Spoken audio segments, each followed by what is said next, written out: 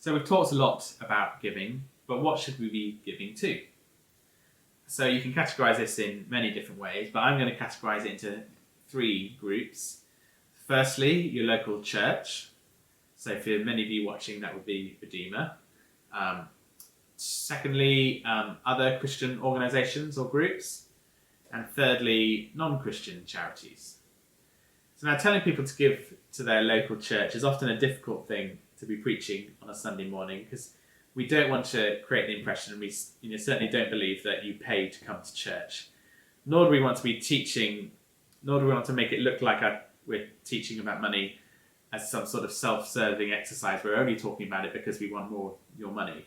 On the other hand, if you are making a commitment to give to God's work, then the first and most obvious place you should be thinking about giving, and perhaps even the majority of your money should be going to, would be the local church, your local church.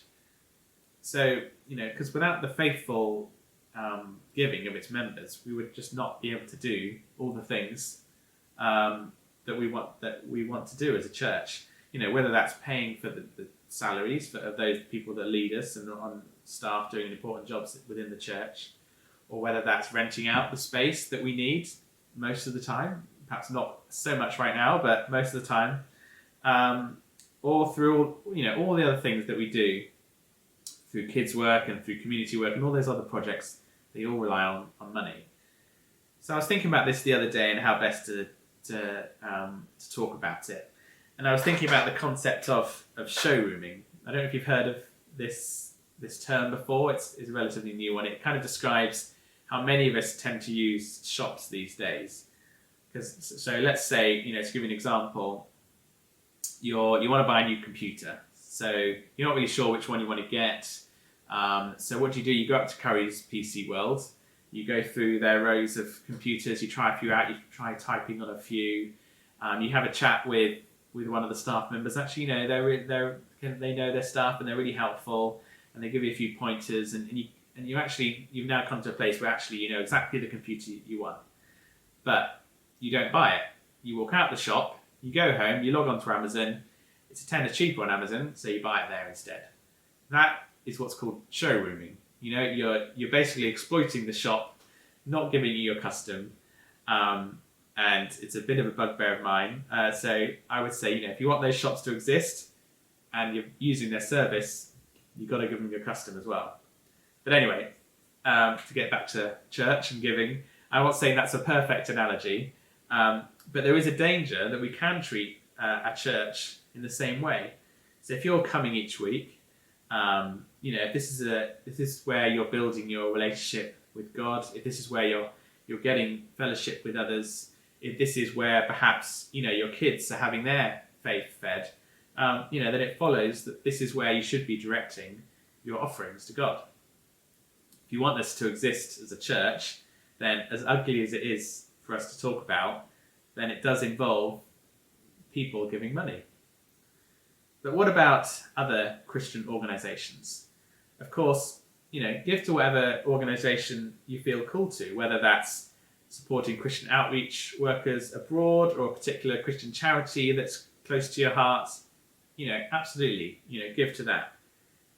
Now, some Christians will say, though, that that's where your giving should end, i.e., you should only give to charities that are building God's kingdom, and not other non-Christian charities.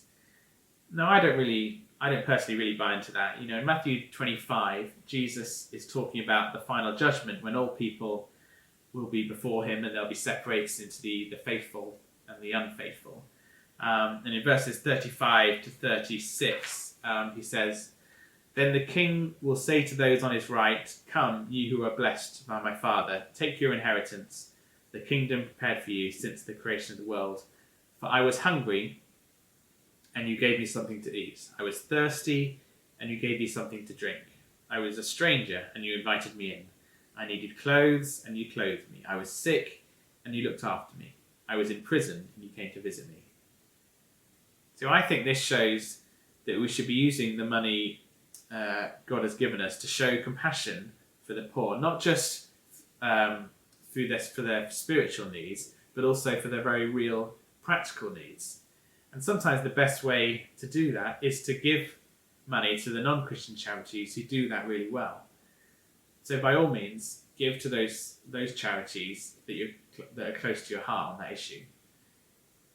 Just one thing though, perhaps to consider around that, is just to spend a moment just think about the pool of donors that charities rely on. Christian charities, of course, rely on a relatively small pool of potential donors to survive on, compared to obviously the non-Christian charities. So if we as Christian charities choose to give to the non-Christian charity instead of perhaps a Christian charity that's doing a very similar thing, then that's going to be felt a lot more by the Christian charity, than the other way around.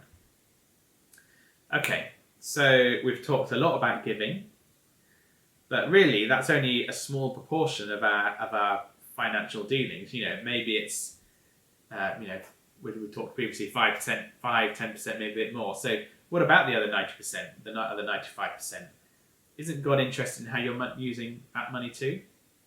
So in the final video, we're going to explore that issue and how we can be good stewards of God's money in our day-to-day spending.